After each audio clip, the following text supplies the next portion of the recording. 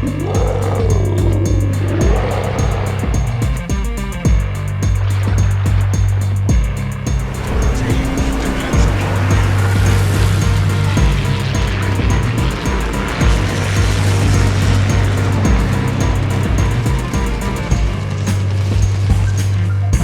is the Marblehead, a Tier 4 premium American cruiser. I got it in an anniversary U.S. Navy crate during the Windroses here in April of 2022. And when I first got the ship, I thought, oh great, another Omaha. But it turns out after comparing the stats and in actual battle, I used it in the rank season 27 to complete the season. The Marblehead was overwhelming during that rank season, so I thought it was time to do a video on it, and with that, let's check it out. The commander is Norman Scott. Base trait is directed impact. Tightens the cruiser main battery shell grouping, and you can see that is maxed out. And yeah, I have this commander ranked up to 16, legendary rank 4. As for inspirations, I have Gunther Lucian's rank 16, so this is pretty well up there as well. I have Gimlet for the first inspiration, which will increase the cruiser armor piercing shell damage. And for Yamamoto is the second inspiration. He is also ranked up to rank 16. They're both at 16.2. And his inspiration is right through, enhances the armor piercing capabilities of the cruiser shells. So this is really looking to deal massive citadel damage against opposing cruisers. First skill is Beyond Range, increases the cruiser main battery range. Second skill is Igniter, increases the chances of the cruiser main or secondary battery high explosive shells causing a fire. Third skill is Punch Through, increases the cruiser armor piercing shell penetration, and it will deal maximum damage. So this is really looking to maximize the citadel potential of any cruiser, and Norman Scott is an inspiration that I use on just about every other cruiser setup throughout the game, so it's another reason to max him out to 16.4. The last skill here is Fixated. It again tightens the cruiser main battery shell grouping and increases the accuracy for any ship type. The legendary skill is Refill Station. It reduces the main battery reload time, and it will increase the cruiser main battery range by 10%. But the range to the allied ship to activate the special effect is 3.5 kilometers, and that's the maximum at legendary rank 4. So let's take a look at the upgrades for the Marblehead. It's pretty simple, and it is Aiming Systems Mod 1. Dispersion of the main battery is improved by 7%. Torpedo launcher traverse speed is improved by 20%. And the secondary battery firing range and its dispersion is improved by 5% respectively. Let's take a look at the loadout. Have your normal high explosive shells, armor piercing shells, and torpedoes, which we will get into in a minute. Consumables are the damage control party. Duration is 5 seconds. Reload time is 60 seconds, and there is an unlimited number of those consumables. Then we have the sonar, which has a torpedo detectability of 2.7 kilometers. Detection of ships is 3.7 kilometers. Duration is 90 seconds with a reload time of 180 seconds, and there are 2 of those consumables. The last consumable is the catapult fighter, which will follow the ship and automatically attack enemy aircraft. Duration is 100 seconds, reload time is 80 seconds, and there are 3 of those catapult fighter consumables. Here you can see I have these boosters selected, but during a battle I may select additional boosters or of a different type, maybe even up to epic. Camouflage. The ship comes with a Type 9 Premium Permanent Camouflage. Sea detectability range and incoming fire dispersion is 4.5% respectively. As for the stats, survivability is 27,000. Armor is 6 to 76 millimeters. Artillery, there are 12 guns, 14.7 kilometer range, 6.3 second reload time. Traverse time is 18 seconds, which is great. HE shell damage maximum is 2200 with a 15% chance of setting fire, and you do start fires pretty quick in the Marblehead as you do the Omaha. And the armor piercing shells are identical to the Omaha at 3550, and I'm not really sure why the Marblehead is so superior with the main guns as compared to the Omaha. The artillery looks about the same between the Marblehead and the Omaha. I've had much better performance with the Marblehead. So if anyone has any idea why, go ahead and leave a comment down below. Torpedoes, though, these have definitely changed between the Marblehead and the Omaha. There are 6 torpedoes. There are 2 launchers of 3 torpedoes each. Reload time is 38 seconds, and maximum damage is 6233. Range is 8.2 kilometers and speed is 49 knots. So with the Omaha, you have 12 torpedoes. You have 3 launchers of 4 torpedoes each. Reload time is 66 seconds or thereabouts, but the maximum damage per torpedo hit is around 11,000. So it's almost double the damage with the Omaha. But the torpedo range is right around 5.4 or 5.5 kilometers, and the torpedo speed is a little higher. So the big difference between the armaments between the Marblehead and the Omaha that I have seen are definitely the torpedoes. But I'm still interested in why I may be getting a better performance out of the artillery. Maybe it's my imagination, but I think not. In any event, go ahead and leave a comment down below if you know the answer. Here are your AA defenses. Maneuverability, maximum speed is 34 knots, turning circle radius is 600 meters with a 5.7 second rudder shift time, and this is identical to the Omaha. Here the concealment detectability range by sea is 10.6 kilometers.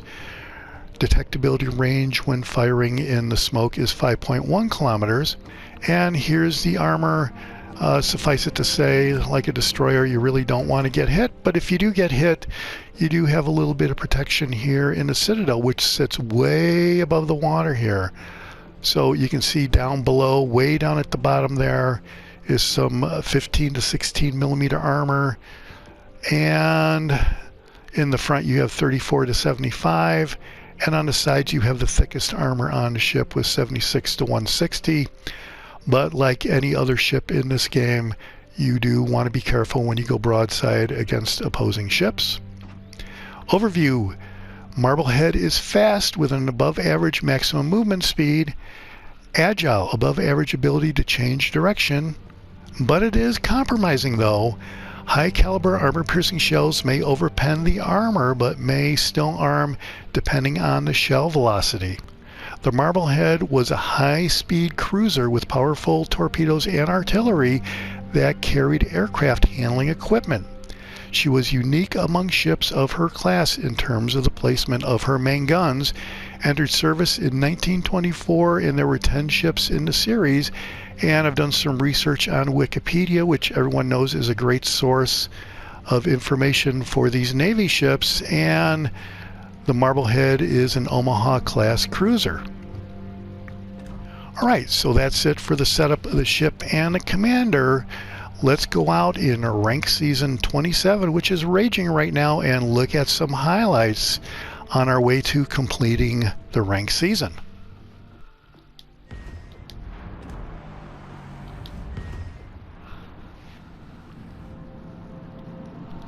Alright, let's see what we have. Cressney Crim and a Marblehead. Alright. Huh. Alright.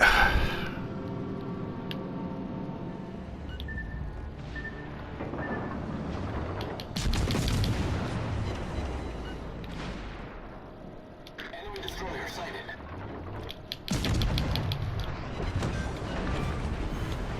Alright. That's how you want to try to do that.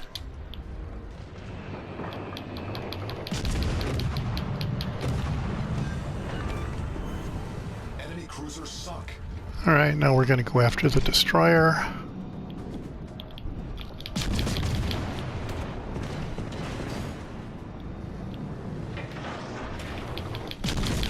Torpedoes, direct front. Alright. cleared out the entire side there. That's the way you want to do that. Holy cow.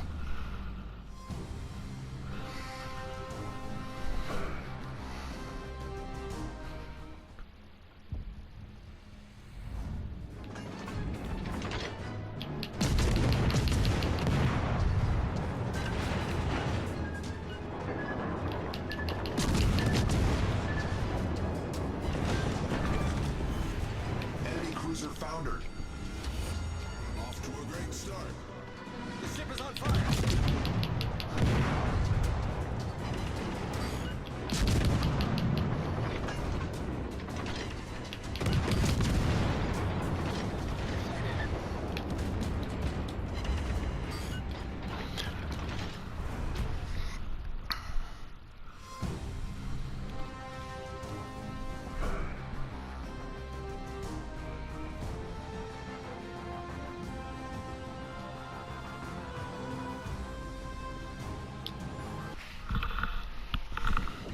Ooh, there you go. That's what you want to see. Destroyed an enemy cruiser.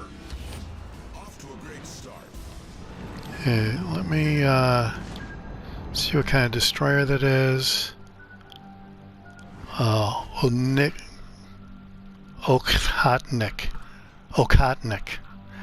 All right. I think those torpedoes are 4 kilometers, so they're almost like non-existent. Yeah, we're gonna come over here and see if we can get this guy.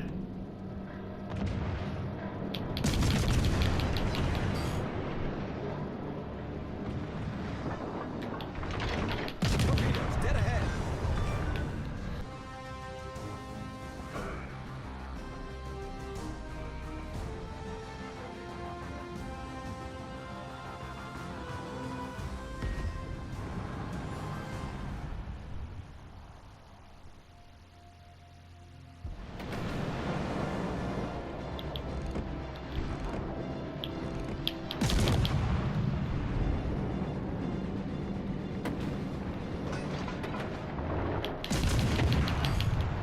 Ooh, 3 citadels. That is a good deal right there.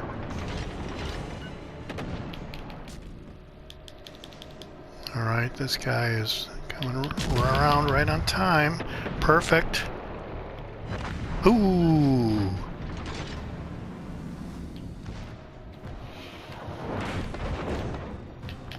This guy is gone. Enemy cruiser detected. All right.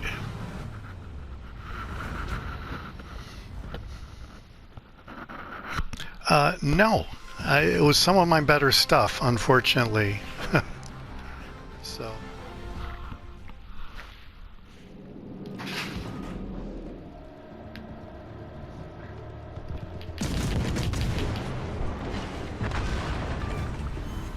All right. Holy cow. Yeah, the Scharnhorst is a good ship. It's the sister of the Gneiss now, and that was one of my favorite ships as I was grinding my way through the to get the Bismarck. When I first started playing the game, I ran through the entire Genova. That's going to be a problem. Genova almost hits like a battleship.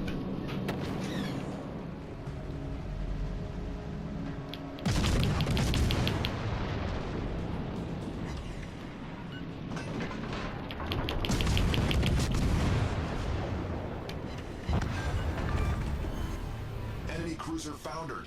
Off to a great start. The ship is on fire. Problem solved, sir.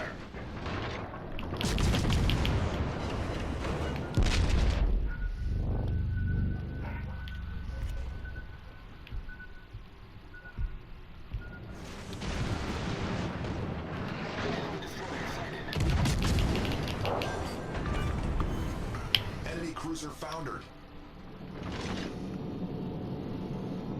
All right, just have, ooh. So what the hell is that? That is like the grenade drop perk in Call of Duty, right? where when you die, you drop a grenade as a booby trap deal. Yeah, I've seen that quite a bit lately.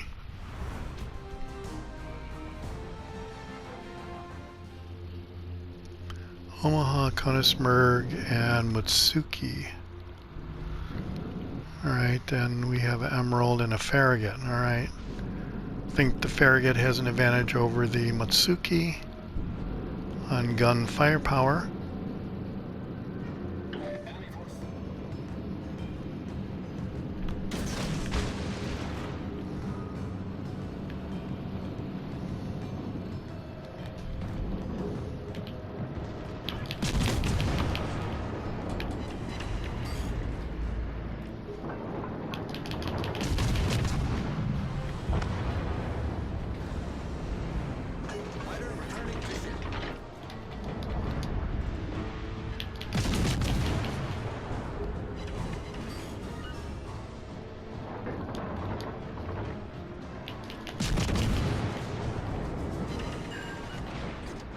Severely damaged.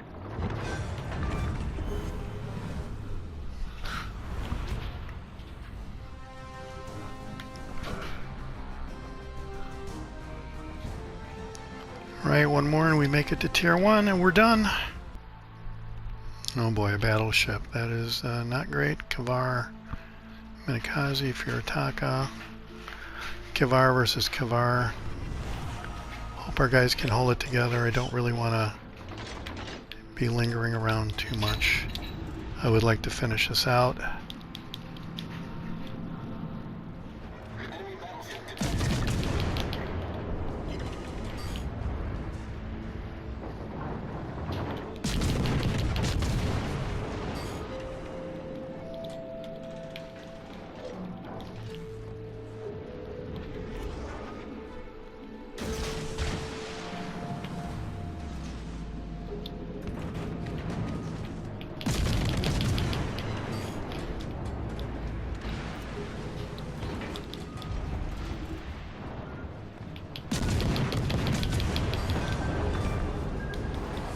Destroyer foundered. Wow, there's some more of those torpedoes right as he gets killed. Huh.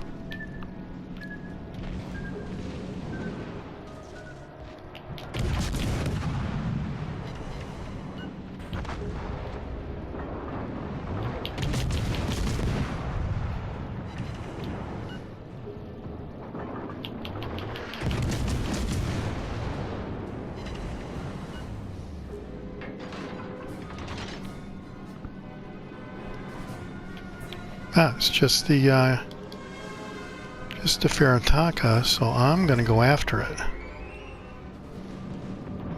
Here we go. Oh, gone.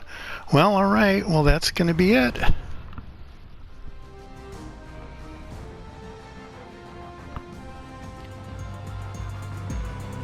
All right. Well, no problem on completing this ranked season. Season 27, I guess it is, with Tier 4 ships. If you have the Marblehead and the Kamikaze, that was how I did it. That's one way to do it. And good luck to anybody who's trying. This is the Jaguar, and I'll see you on the high seas. Thanks for watching. Hit subscribe if you like it.